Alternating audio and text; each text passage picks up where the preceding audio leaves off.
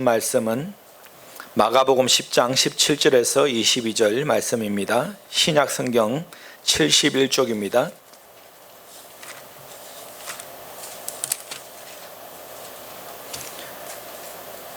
마가복음 10장 17절에서 22절 말씀입니다. 신약성경 71쪽입니다. 마가복음 10장 17절부터 22절까지 다 같이 합독합니다. 예수께서 길에 나가실 때 한 사람이 달려와서 꿇어 앉아 묻자오되 선한 선생님이여 내가 무엇을 하여야 영생을 얻으리이까? 예수께서 이르시되 내가 어찌하여 나를 선하다 일컬느냐? 하나님 한 분 외에는 선한 이가 없느니라. 내가 계명을 안 하니 살인하지 말라, 간음하지 말라, 도둑질하지 말라, 거짓 증언하지 말라, 속여 빼앗지 말라, 내 부모를 공경하라 하였느니라. 그가 여짜오되 선생님이여 이것은 내가 어려서부터 다 지켜왔나이다. 예수께서 그를 보시고 사랑하사 이르시되 내게 아직도 한 가지 부족한 것이 있으니 가서 내게 있는 것을 다 팔아 가난한 자들에게 주라. 그리하면 하늘에서 보화가 내게 있으리라. 그리고 와서 나를 따르라 하시니 그 사람은 재물이 많은 고로 이 말씀으로 인하여 슬픈 기색을 띠고 근심하며 가니라. 아멘. 오늘은 집착에 관한 말씀입니다. 집착이라고 하면 잡을 집자에다 붙을 착이 됩니다. 그러니까 뭘 하나에 매달린다라는 것이죠. 사전적인 의미로도 어떤 것에 늘 마음이 쏠려 그것을 잊지 못하고 매달리는 것을 집착이다라고 말합니다. 집착과 비슷한 말이 애착이다라는 말이 있어요. 어떤 대상이 몹시 끌리거나 정이 들어서 그 대상을 지극히 아끼고 사랑하는 것을 애착이다라고 말합니다. 그러니까 집착, 애착 어찌 보면 좋은 것 같지만 여러분 그리스도인에게 있어서 이 집착과 애착은 좋은 것이 아니다라는 것이죠. 사랑과 집착의 차이점이 무엇입니까? 흔히 대다수 사람들은 사랑이 집착이다라고 착각을 할 때가 많은데 얼핏 보면 비슷하지만 근본적으로 그 차이가 있습니다. 사랑은 배려심이 기본입니다. 그리고 집착은 반대로 이기심이 우선되는 것이다 라고 말할 수 있어요. 쉽게 설명하면 사랑은 내 우선이 아니라 상대방이 어떻게 하면 더 행복하고 기쁨을 얻을까, 상대방의 입장에서 배려해주고 사랑하는, 이게 사랑인 거예요. 그런데 이 집착은 반대예요. 뭐냐면 상대방은 즐겁든지 행복하든지 상관없고 오직 내 만족을 채우기 위한 것, 내가 그냥 가지고 싶은 거 가지고 하고 싶은 거 하는 것, 그걸 사랑이라 말하는데 그것은 사랑이 아니고 집착이다라는 것입니다. 상대방을 소유함으로써 자기 자신만이 행복하고 만족해 하는 것은 집착이다라는 것이죠. 그래서 여러분, 내가 지금 집착을 하고 있는지 사랑을 하고 있는지를 잘 구분하셔야 돼. 먼저 상대방이 기쁨이 되고 상대방이 행복해야 그게 사랑인 거예요. 상대방은 싫은데 계속 욕을 하면 그건 집착인 것이에요. 우리가 잘 알다시피 스토커들은 뭡니까? 상대방은 너무 싫잖아요. 밤에 내 쳐다보고 따라오는 것도 싫고 전화 거는 것도 싫은데 이 사람은 그게 자기가 사랑인지 알고 계속 집착을 하는 거죠. 그거는 사랑이 아닙니다. 그리고 이 스토커를 넘어서 너무 집착하다 보면 나중에 영화에도 몇 가지 주제가 그런 주제로 만들어진 영화도 있지만 납치하는 거예요. 납치. 자기 소유로 삼아버는 거예요. 상대방이 싫어하든지 뭐 그렇게 괴로워하든지 상관없이 자기 소유로 만들어버리는 것이죠. 그 말고도 우리가 집착하는 일들이 참으로 많은데 요즘 사람들의 가장 큰 특징이 뭐냐면 돈에 대한, 물질에 대한 집착이 너무 강하다라는 것입니다. 어떻게 하면 돈을 벌까? 어떻게 하면 돈을 많이 벌까? 어떻게 하면 더 많이 가질까? 돈에 대한 집착, 소유에 대한 집착이 너무 강해요. 어떻게 하면 집을, 부동산을 더 많이 가질까? 더 많이 가질까? 더 많이 가질까? 이것이 얼마나 어리석은지 아시죠? 인생 여러분 길지 않잖아요. 좀 있으면 다 그거 내려놓고 다 여러분 요즘에 다 화장을 하잖아요. 아무것도 없어요. 다 뿌려지는 거예요. 그런데 이 짧은 인생을 얼마나 더 그 소유욕에 집착을 하는지 그것이 대단합니다. 대단해요. 권력에 대한 집착도 있고요. 또 어떤 사람은 과거에 그렇게 집착하는 사람이 있어요. 과거의 일에 벗어나지 못하고 과거의 일에 자기의 상처받았던 일 이야기부터 시작해가지고 고통스러웠던 거 계속 과거를 떠올려요. 과거에 집착하면 미래에 제대로 나아갈 수가 없다라는 것입니다. 과거 보면 뭐 실현당한 사람은 실현당했던 거, 시험에 떨어졌던 거, 사업에 실패했던 거, 이런 거 빨리 잊어야 되는데 계속 거기에 매여 있어요. 여러분 요즘 프로 중에 산속에 들어가서 사는 사람들 특징이 뭐죠? 이 과거에 다 실패자들이에요. 그런데 그걸 헤어나지 못하고 그게 매여 있어서 삶을 제대로 살 수 없으니까 속세를 떠나는 것이에요.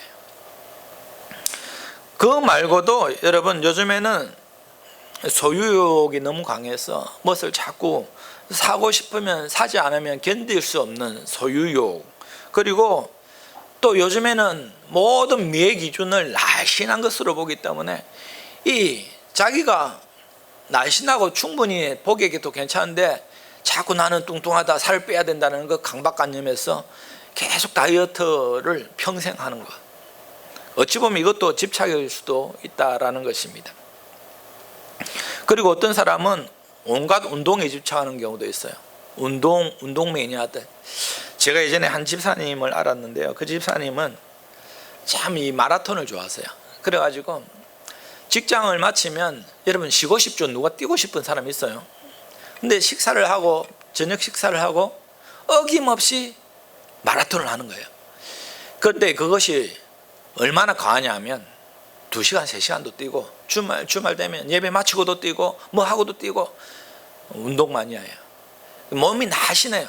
그런데 결국은 그게 보니까 건강해지려고 운동하는 것이 아니고 운동에 집착하는 거였어요. 결국 50대 중반에 무릎 관절이 다 나가버려가지고요. 인공 관절을 넣은 거예요. 그래서 더 이상 운동하고 싶어도 이제는 운동을 못하는 거예요. 그게 운동 집착의 나쁜 결과인 것입니다. 여러분. 그 말고도 오락이나 어떤 취미에 과도하게 집착하는 경우가 참으로 많습니다. 여러분, 그리고 또 어떤 사람은 일에 집착하는 사람들이 참으로 많아요. 가만히 보면 이게 부지런한 것 같은데 부지런한 함이 아니고 보면 이 집착일 때가 있어요.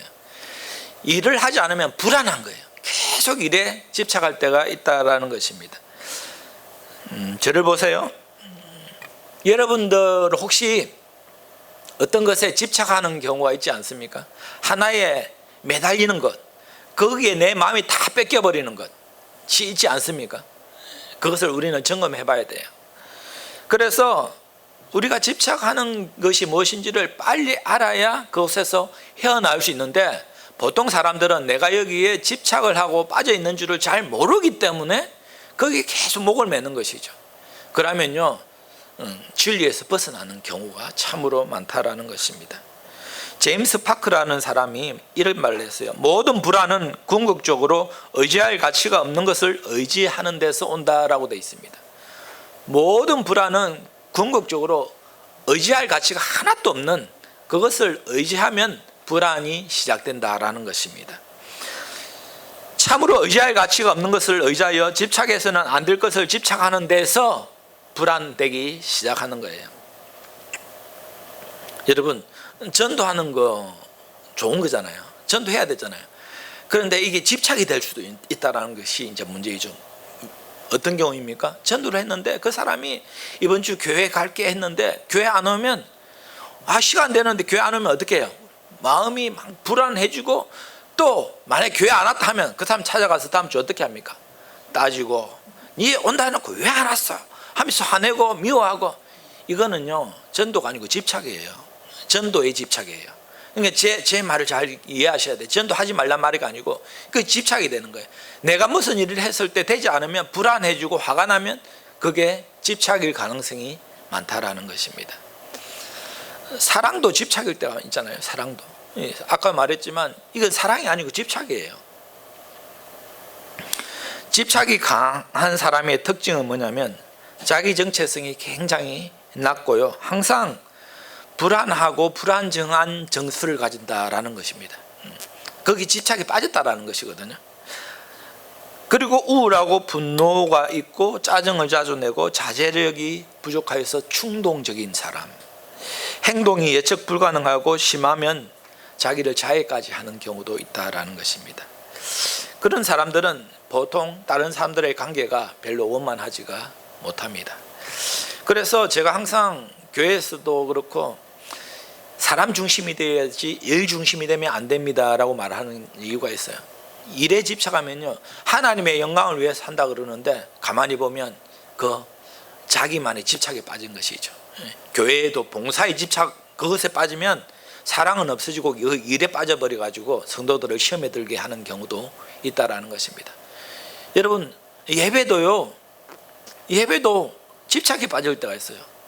제가 아까 전도도 예를 들었지만, 예배도 우리가 예배 드릴 때 은혜가 넘치고 하나님의 예배하는 예배자의 자세로 서야 되는데, 예배에 집착하면요 온갖 환경에 내 마음이 다 뺏겨버리고, 목사가 설교를 잘하느니 못하느니부터 시작해가지고 뭐 누가 뒤에서 떠들면 거기에 내 마음이 뺏겨버리고 막, 그러니까 사랑은 없어지고 온전히 내가 예배해야 된다라는 그것에 뺏겨버리면 은혜가 안 돼요. 은혜가 안 돼.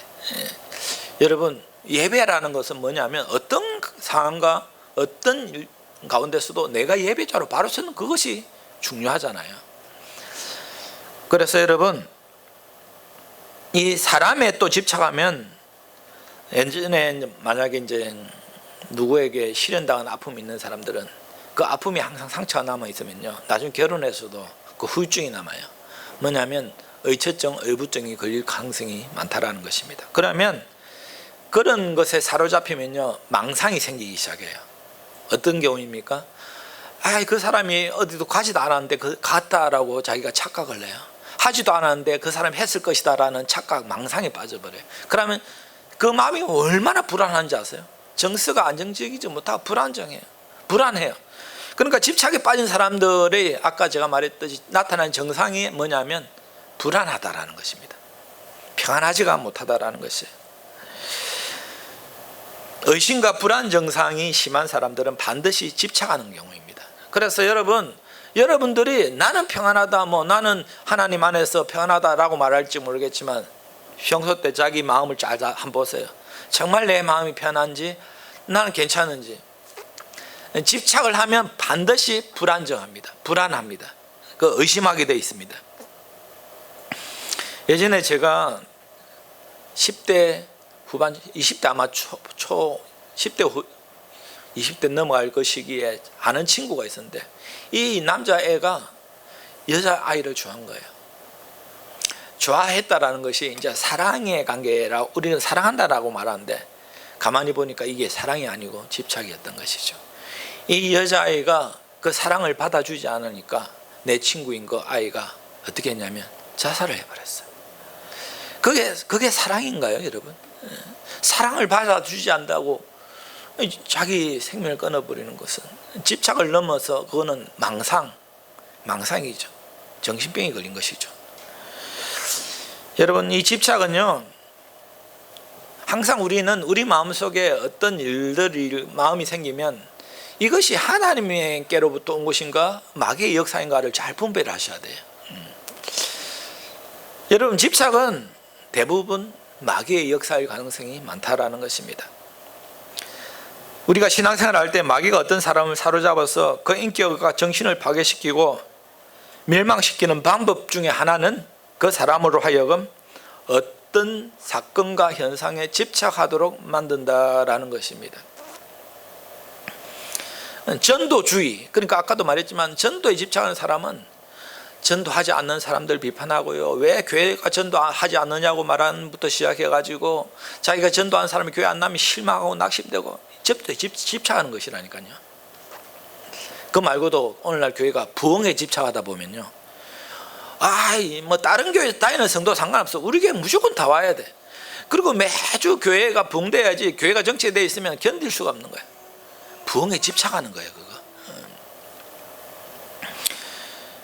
여러분, 이 마귀는요 우리가 집착하게 만들면 찰거머리처럼, 아까 집착의 그 어원이 뭔지 아시죠? 달라붙는 거예요. 달라붙는 거. 우리 생각 속에 달라붙어서 도저히 우리가 정상적인 생각과 인격으로 살아갈 수 없도록 역사하는 것입니다. 사람은 누구나 높은 이상을 가지고 끈질기게 노력하고 낙심하지 말고 열심히 살아야죠. 끈기 있게 살아야 되죠.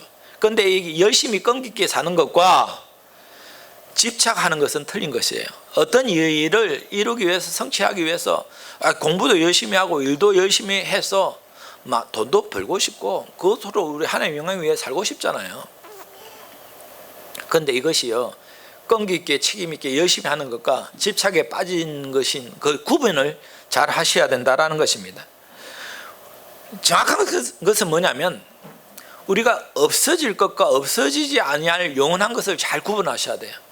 여러분, 이 땅의 모든 것은 다 없어집니다. 그러나 하나님 말씀과 하나님의 영광, 하나님 위에 사는 것은 영원히 없어지는 것이 아니에요. 그래서 우리가 오직 모든 것을 다, 그러니까 모든 것을 다 부어서 올인해야 될 것은 하나님 말씀 위에 어떤 것도 집착해서는 안 된다라는 것입니다. 매이지 마시라라는 것이죠. 그러므로 마귀를 이기고 마음의 평안을 잊지 않으려면 마귀가 어떻게 내 삶 가운데 집착하게 만드는지를 빨리 깨달으셔야 된다라는 것입니다.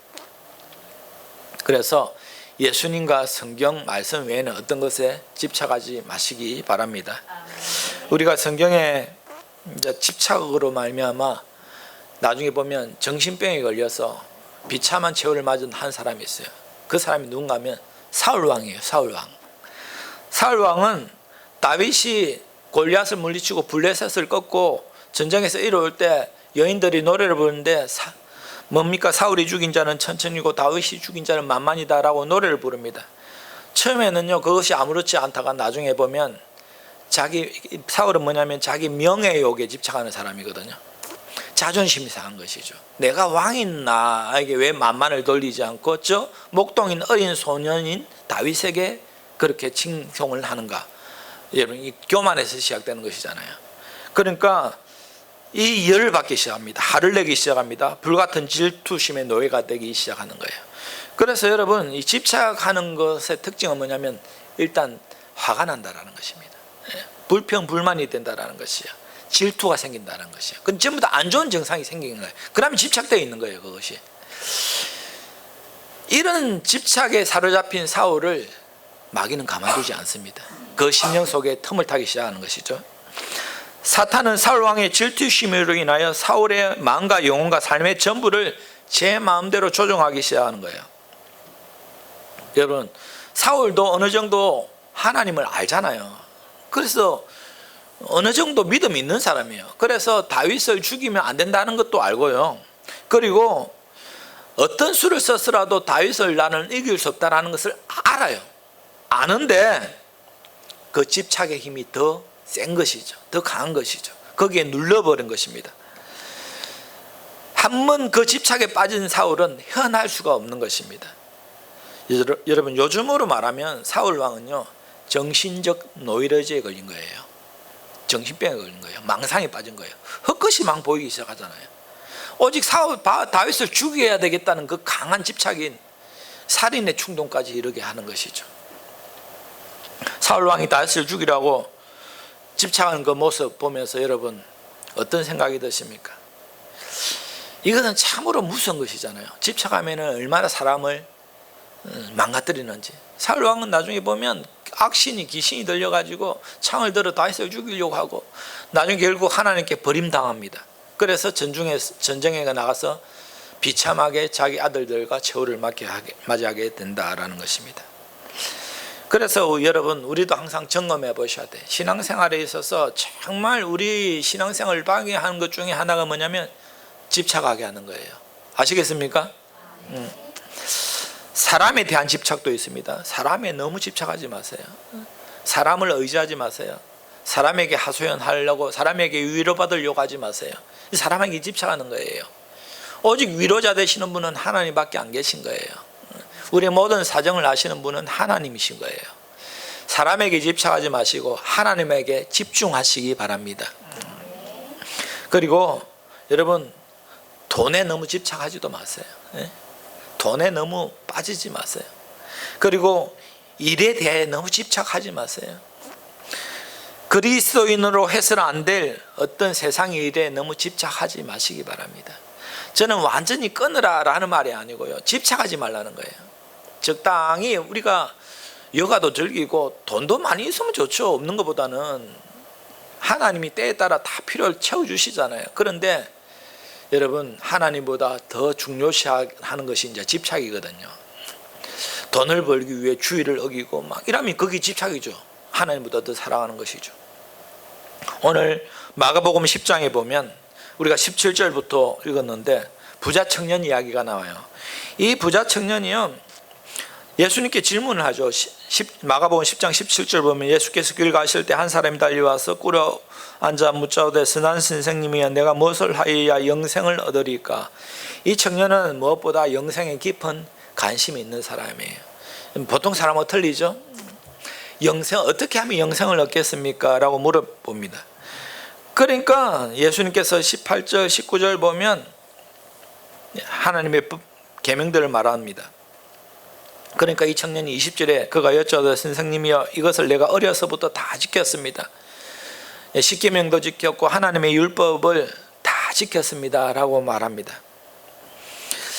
그런데 예수님께서 21절 보면 예수께서 그를 보시고 사랑하사 이르시되라고 되어 있습니다. 여러분, 이 부자 청년을요 예수님께서 사랑하셨어요.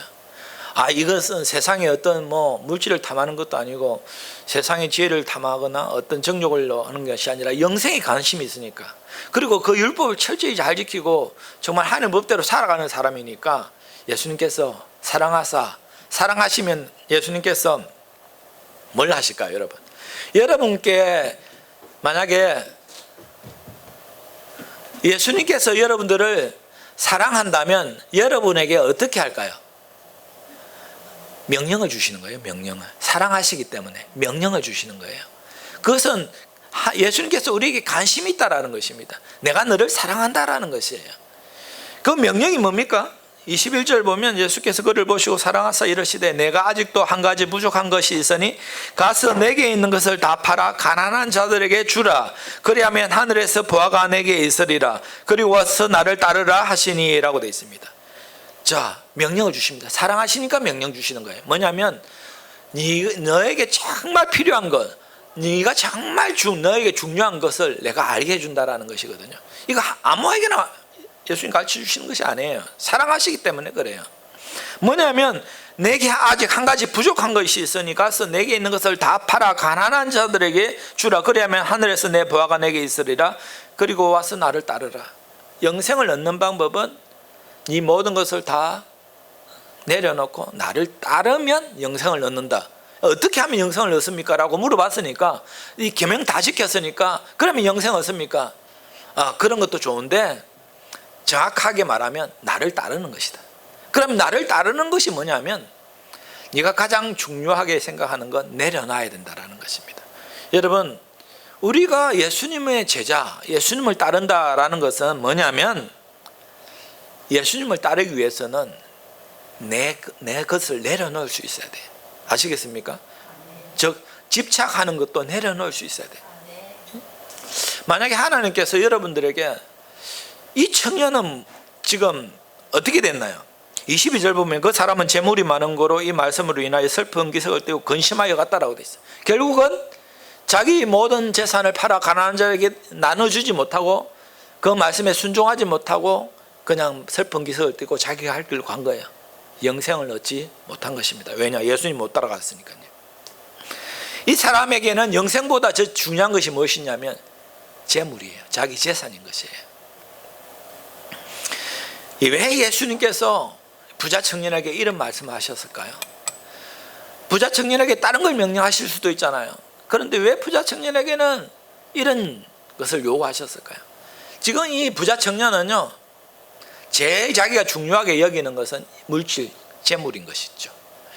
그거 내려놓을 수 있어야, 그거 포기할 수 있어야, 그거 집착을 내려놓을 수 있어야 나를 따라올 수 있다, 영생을 얻을 수 있다라는 것입니다. 만약에 여러분들에게 하나님께서 너희들 이거 내려놔야 된다라고 말한다면 무엇을 말씀할까요? 우리는 부자 청년의 어리석음을 알잖아요. 이 사람은, 이 부자 청년은 벌써 뭐 죽어도 2000년 전에 죽었겠죠. 그렇지만 이 사람은 어떻게 됐나? 영생을 얻지 못한 것이거든요. 그러면 그 물질은 끝까지 자기가 들고 왔나? 그렇지 못해요. 다 없어졌어요. 영생도 얻지 못해요. 아무것도 없는 거예요. 결론적으로 이 사람이 올바르게 될 때에는, 올바른 삶을 사는 것은 뭐냐면 예수님 말씀대로 모든 것을 다 내려놓고 예수님을 따르면 영생을 얻는 것인데, 여기서 우리가 잘 살펴보면요, 부자 청년이 자기 재산을 다 팔아서 가난한 사람들에게 나눠주면 자기가 가난하게 될까요? 자기 모든 것이 다 없어져 버릴까요? 그렇지 않아요. 그렇게 순종하면 다른 방법으로 하나님 또 채워주시는 거예요.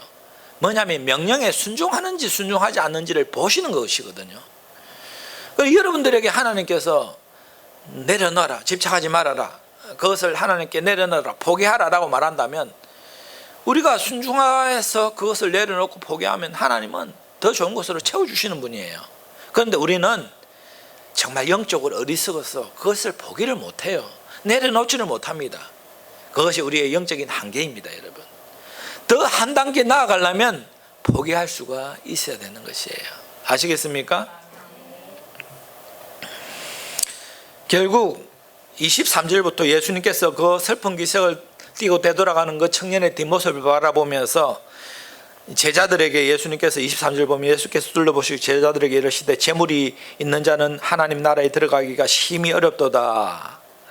24절 제자들이 그 말씀에 놀라는지라 예수께서 다시 대답하여 이르시되 얘들아, 하나님 나라에 들어가기가 얼마나 어려운지 낙타가 바늘귀로 나가는 것이 부자가 하나님 나라에 들어가는 것보다 쉬우니라 하셨다라고 되어 있어요. 이 부자가 왜 하늘나라에 들어가기가 어려울까요? 부자도 예수 믿으면 천국에 들어갈 수 있죠. 그런데 재물과 하나님을 겸하여 섬기서는 절대 천국에 갈 수가 없는 것이에요. 재물이 내게 아니고 하나님의 것입니다. 내려놓을 수 있는 그런 신앙 고백이 있어야 천국에 들어간다라는 것입니다. 그런데 우리는 부자 아니, 저와 여러분들은 여러분 부자 아니잖아요. 우리 교회는 부자가 한 명도 없어요. 그냥 거소거예요. 참 어찌 보면 참 감사한 일이다. 그런데 우리가 돈이 많지는 않지만 그 무엇이 반드시 우리를 집착에 빠지게 만듭니다. 내려놓지 못하게 하는 것이 반드시 있습니다, 여러분. 나는 없는데 목사님, 아니에요. 여러분들이 발견을 못해서 그렇지 반드시 있어요. 그것으로 계속 우리를 유혹하는 거예요. 그것을 내려놓을 때 진정한 하나님의 제자가 되는 거예요. 예? 목회자인 저에게도 집착의 유혹들이 없을까요? 있습니다. 가만히 제가 제 과거를 생각해 보면 제가 얼마나 집착이 많은 것에 집착했는지 몰라요. 예전에 보면 제가 하나에 꽂히면요, 저는 그것을 완전 박사가 되도록 이제 어찌 보면 열심히 참 하는 것 같지만 가만히 보면 그게 집착이었더라고요. 자동차에 한번 꽂히면요, 제가 모든 차를 다 한번 다 사봐야 되는 것이고요. 예전에. 그리고 제가 뭐 하나에 꽂히면요, 저는 도서관에 가지고 모든 책들을 그냥 다 빌려가지고 그 분야에 그냥 다 읽어버려요. 마스터를 다 해버리죠. 그런데 가만히 지금 생각해 보니까 그게 집착이었구나. 운동도 제가 하나에 꽂히면 제가 몇 시간씩 그 운동을 해버리거든요. 그게 집착이었어요. 그래서 요즘에는 뭘 하게 되면 이제 조심스러운 것이죠. 내가 이것이 집착인 아닌가, 하나님께서 정정으로 원하는 것인가 하면 점검을 합니다. 어쩔 때 그걸 보면 집착할 때가 또 있어요. 그러면 아차 하는 거죠. 아차, 내려놔야 된다, 자제해야 된다, 절제해야 된다라는 것입니다. 28절 보면 베드로가 여짜오되 보소서 우리가 모든 것을 버리고 주를 따라나이다. 예수께서 이르시되 내가 진실로 너희에게 이르노니 나와 복음을 위하여 집이나 형제나 자매나 어머니나 아버지나 자식이나 전토를 벌인 자는 현세에서 집과 형제와 자매와 어머니와 자식과 전토를 100배나 받되 박해를 겸하여 받고 내세 영생을 받지 못할 자가 없느니라 라고 되어 있습니다. 자, 아까 그 부자 청년은 재물에 매여 있는 것이고, 지금 베드로가 예수님, 우리는 모든 것을 버리고 예수님을 쫓았으니까 나는 건물도 버렸고 배도 버렸고 재물 다 버렸고 예수님 쫓으니까 영생 얻는 거 맞지요? 라고 물어보니까 예수님께서 그의 한 단계 더 위를 말하는 거예요. 뭡니까? 나 보고 왜 집이나 형제나 자매나 어머니나 아버지나 자식의 전토를 벌인 자. 여러분 이걸 어떻게 버릴 수가 있어요? 어떻게 어머니 아버지 자식을 버릴 수 있어요? 이 말씀을 여러분 오해하면요 참 이 사이비가 나오기 쉬운 것이죠. 여러분 천국에 들어가려면 부모도 자식도 다 버려야 됩니다. 이단들이 딱 써먹는 서법이 이 말씀만 딱 떼어서 그렇게 하잖아요. 그것이 아니죠. 부자 청년에게는 재물도 필요한 것이죠. 그리고 이 제자들도 왜 부모 자식이 필요 없어요? 필요하죠. 그런데 뭐가 우선시한가, 뭐가 중요한가를 잘 구분하라는 것입니다. 자식과 부모에 집착하다 보면 하나님보다 그것을 더 중하게 여길 때가 있어요. 그래서는 안 된다라는 것이죠. 여러분 우상숭배는 다른 것이 아니잖아요. 하나님보다 더 뭘 귀하게 여기면, 중요하게 여기면 그것이 우상숭배예요. 하나님은 근본적으로 선하시고요, 공의로우시고요, 좋으신 분이에요. 우리를 사랑하시는 분이에요. 하나님이 부모 자식 버리라 해가지고 하나님 더 사랑합니다 버리기를 원하는 분일까요? 그렇지 않다라는 것이죠. 그렇게 버리는 것이 문제가 아니고 거기에 집착하거나 빠지지 말고 영생이 무엇이 더 영생을 우선시하고 좋은 것인지를 먼저 구분하여서 우선순위를 거기에 두라라는 것입니다. 부모나 자식을 버리는 말이 아니잖아요. 그래서 여러분 세상에 마귀는 날마다 우리를 유혹하죠. 집착하게 만들죠. 그래서 집착하면 절대 열매를 맺을 수가 없는 것이에요. 자기 명예, 자존심, 생명에 대한 애착심 모든 것을 버릴 때 주님의 참된 제자가 될 수 있다는 것입니다. 여러분 세상 것에 집착하면 그 집착하는 그것이 자기를 행복하게 할 수 있는 것 같아도 결국은 세월이 지나 보면 그 집착이 오히려 자기에게 더 해가 되는 경우가 훨씬 많다라는 사실을 알게 됩니다. 그것이 행복을 절대 줄 수 없어요. 평안이 줄 수 없습니다. 집착하면 집착할수록 더 불안해지는 것이에요. 요한복음 12장 25절 보면 자기 생명을 사랑하는 자는 잃어버릴 것이요 이 세상에서 자기 생명을 미워하는 자는 영생하도록 보존한다라고 되어 있습니다. 생명에조차도 자기가 집착하지 말아라는, 자기 생명조차도 집착하지 말아라는 것입니다. 자기 생명을 버린 자는 영생을 얻는다라는 거예요. 자살하라는 말이 아니잖아요. 이 집착은요 어찌 보면 욕심이에요. 탐욕이에요. 정욕이에요. 탐욕은 너희 중에 이름이라도 부르지 말라라고 에베소서 5장에 말했는데 인간의 욕심과 집착에는요 한이 없어요. 이기에 집착을 끊어버리면요 희한하죠. 풍선 효과가 생겨요. 인간이 죄악된 재성 때문에 그렇거든요. 내가 이거 집착됐구나 이걸 버려야지 하면 반드시 다른 부분이 튀어나오기 시작해. 여기에 또 집착을 하게 돼 있어요. 세상 사람들은요 그 어떤 그 하나에 반드시 집착을 하게 되어 있습니다. 왜냐하면 그래야 자기 삶의 의미를 깨닫기 때문에요.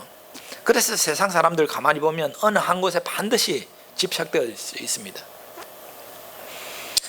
그걸 버리면 또 딴 데 자기 마음이 쏠리는 거예요. 매니아라고 하는데 그 매니아라는 것이 어찌 보면 참 좋은 것 같지만 집착에 빠지는 것이거든요. 이 탐욕 집착에 빠지면 만악의 뿌리가 되는 것입니다. 건강을 잃어버려요. 인생의 결실을 맺지 못하게 하고 무엇보다 그 집착에 하나 꽂혀버리면 뭐냐면 자기로 말미암아 다른 사람들이 불행해진다라는 것입니다. 분열과 갈등을 일으키는 거예요. 그리고 너무 집착하다 보면 사단의 올가미가 되는 것이죠. 그래서 여러분 집착 욕심을 벗어버려야 우리 마음이 참 평안함을 얻을 수 있다라는 것입니다. 여러분 잘 알다시피 우리가 믿음의 조상하면 누굴 말합니까? 아브라함 아닙니까? 아브라함이 왜 믿음의 조상이 된지 아세요? 집착을 매이지 않고 끊어버렸기 때문에 믿음의 사람이 될 수 있었던 거예요. 하나님께서는 아브라함을 훈련시킬 때는 자꾸 뭐냐면 버리는 훈련을 시키는 거예요. 첫 번째가 뭡니까? 너는 본토 친척 아비 집을 떠나라고 되어 있습니다. 요즘으로 말하면 네 아파트, 자동차 다 내버리고 나를 쫓아라. 부동산 다 포기하고 나를 쫓아라. 여러분 그 당시 아브라함은 굉장히 부자였거든요. 아버지 직업이 뭔지 아세요? 예, 우상 장수예요. 우상을 만들어 파는 사람. 그 당시 엄청 부자였어요. 갈대아 우르니까 요즘으로 말하면 서울 강남이죠. 예, 좋은 데서 살았어요. 그런데 내가 지시할 땅으로 가라, 뭐 아프리카에 가라 할지 어디 갈지 모르지만 무조건 순종해 떠나잖아요. 나중에 가나안으로. 첫 번째 그것을 버리게, 집착하는 거 버리게 하는 거예요. 두 번째 뭐냐면 나중에 하나님 원하지 않는 여종을 통해서 아이를 낳았죠. 하가를 통해서 이스마엘 낳았는데 또 그거 어떻게 하랍니까? 떠나보내라라는 거. 떠나보내라. 여러분 어떻게 자기가 사랑하는 둘째 부인이긴 하지만 아내와 자기 자식을 떠나보낼 수가 있나요? 근데 거기 매이지 말아라, 집착하지 마라, 떠나보내라. 또 떠나보냅니다. 나중에 무엇보다 가장 클라이막스가 뭐였나요? 네 자식 이삭을 번제로 바치라. 여러분 하나님이 정말 인신제사를 받으시기 위해서 그 사람을 제물로 바치라고 말씀하신 건가요? 아니죠. 네 그 집착하는 거 떨쳐버리게 하는 거예요. 어찌 보면 아브람도 이삭에게 집착했을 줄 몰라요. 하나님은 집착하지 않는데 그것을 버려라 뭐 못하게 하지 않으시겠죠. 집착했기 때문에 그렇게 하시겠죠. 독자 이삭이니까 그것도 백세에 낳았으니까 얼마나 금이야 옥이야 키웠겠습니까? 요즘에 애 한 명 키우는 분들 많잖아요. 얼마나 귀하게 키웁니까? 그런데 그 이삭을 번제로 바치라는 거예요. 뭐냐? 내려놔라라는 거예요. 내려놔라. 그런데 그 말씀에 순종하여서 번제로 바치려고 할 때 하나님께서 그만, 내가 네 마음을 받았다, 네가 그 세상 것에 집착하지 않는 마음을 내가 보았다 라고 이삭을 살려주시고 대신 제물을 따르게 예비해 두시잖아요. 여러분 그러니까 우리에게 하나님께서 요구하는 것이 뭔지 아시겠죠? 하나님이 물질이 없어서 우리에게 헌금을 다 바치라라고 말할까요? 하나님이 뭐 다른 게 없어서 집이나 전토가 없어서 나에게 바치라고 말할까요? 그거 아니잖아요. 내려놓을 것을 요구하시는 거예요. 그런 마음까지도 내려놔라라는 거예요. 집착하지 말아라라는 것입니다. 결국 오늘 마가복음 10장 27절 보시면 예수께서 그들을 보시며 이르시되 사람으로는 할 수 없으되 하나님은 그렇지 아니하니 하나님으로서는 다 하실 수 있다라고 되어 있습니다. 부자가 천국 가는 거 무척 어렵지. 그렇지만 하나님께 맡기면 하나님은 하실 수 있다라는 것입니다. 예. 여러분 그래서 하나님은 다 하실 수 있어요. 내가 집착하는, 우리가 집착이 벗어나는 길은 첫 번째 뭐냐면 내가 집착하는 것은 없는지를 한번 점검해 보셔야 돼요. 점검해 보세요. 내가 어떤 것에 집착하지 않는가. 그리고 무엇보다 내 욕심, 욕구 모든 것을 내려놓을 수 있어야 돼요. 내려놔야 됩니다. 이것은 선택이 아니고 필수예요. 반드시 내려놔야 돼요. 그래야 집착에서 해방될 수 있어요. 그리고 또한 그 세상 것보다 하나님을 더 사랑하세요. 그러면 내려놓을 수 있어요. 우리가 왜 세상 것에 매인지 아세요? 하나님보다 그걸 좋아하고 사랑하기 때문에 그렇잖아요. 그리고 진정한 집착에서 벗어나려면 여러분 성령님의 도우심을 간구하시기 바랍니다. 성령님 도와주십시오. 내 힘으로는 도저히 떨쳐버릴 수가 없습니다. 성령님의 은혜를 구합니다. 그 집착에서 헤어날 수 있도록 모든 걸 하나님께 내어놓고 맡길 수 있는 믿음 다하여 주십시오라고 간구하시기 바랍니다. 여러분 이렇게 우리가 어떤 세상 없어질 것에 집착하지 않고 오직 하나님만을 위해서 모든 것을 내려놓고 하나님 더 사랑하면 영생의 축복을 누릴 줄 믿습니다. 그런 자에게 하나님께서 주시는 것이 뭐냐면 마음의 평안과 행복과 축복이다라는 사실이에요. 그래서 여러분 집착하지 않고 매이지 않아서 더욱더 하나님 주시는 평안함을 누릴 수 있는 여러분 되시기를 주님의 이름으로 축원드립니다. 기도하십니다.